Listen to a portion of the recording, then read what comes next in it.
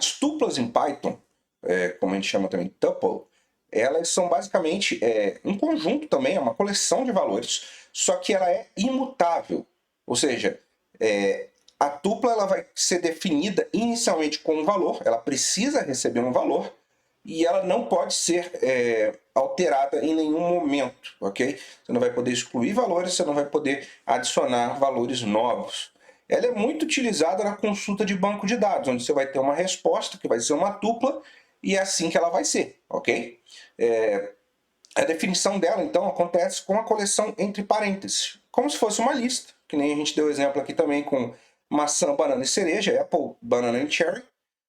Só que a única diferença é que, em vez dos colchetes, a gente vai ter parênteses, como se fosse uma declaração de função. Só que não tem nenhum nome antes, tá? A gente só está atribuindo valor para a variável.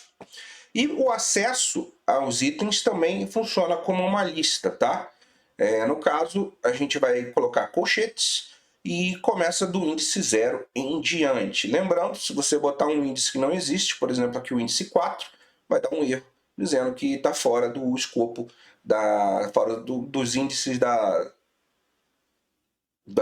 tupla em si. Lembrando que a tupla pode sim ter elementos repetidos, assim como a lista. O único que por enquanto não pode ter é o set, nosso conjunto. É bem mais simples de trabalhar, né?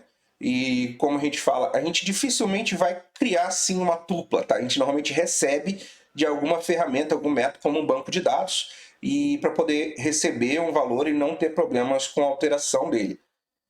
A gente pode iterar uma tupla, né, para receber ali todos os valores, e a gente também pode verificar, né, com as for, e a gente também pode verificar se tem aí algum item da tupla dentro dela. E a gente pode, claro, verificar também o tamanho da tupla com o método len, tá? E nesse caso, a gente pode contar quantas vezes também existe um determinado item dentro de uma tupla, para a gente ter uma noção, por algum motivo que você queira saber se existe algo repetido lá dentro.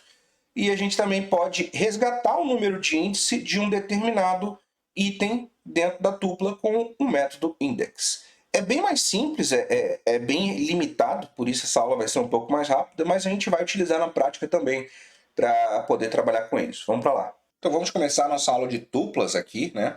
Onde a gente vai basicamente criar aqui inicialmente uma tupla. Basicamente, para você criar uma tupla, você declara valores de uma coleção, né, em lista, praticamente listados, né, não uma lista em si, com separação de vírgulas entre parênteses. Isso garante que você crie uma tupla, ok? Então, você pode acessar também cada um dos valores pela sua chave de índice, porque a tupla ela obedece à ordem que entrou, e também pode ter itens duplicados, tá?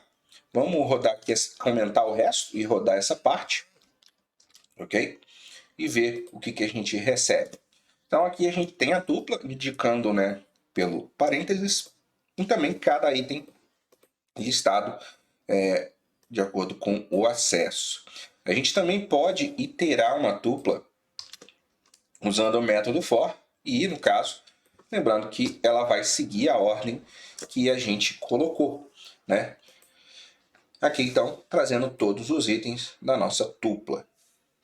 Outra coisa que a gente pode fazer é verificar se um determinado valor está dentro da tupla que a gente está trabalhando, usando o if-in, né? Trabalhando com o valor e logo em seguida a declaração da tupla em si. Vamos rodar e aí diz que existe Leonardo na tupla, porque existe esse valor lá dentro. Outra coisa é verificar o tamanho através do método len, que é o método que é o valor 3, ou seja, são 3 posições. E aqui no caso,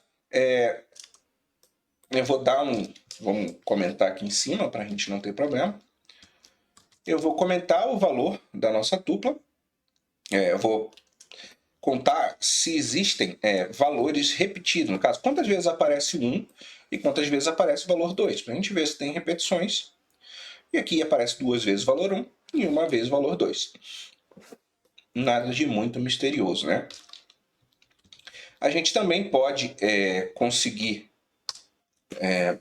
encontrar um valor através do índice, o valor de um índice através do valor que a gente passa para a tupla, ou seja, em qual índice vai estar esse valor aqui. Então a gente roda, vai estar no índice 0 e o valor 2 vai estar no índice 2, que é o 0 e o 2. Lembrando, como tem um valor repetido, ele vai trazer o índice da primeira aparição, tá? Mesmo que esse aqui tivesse no final, ele iria trazer o 0.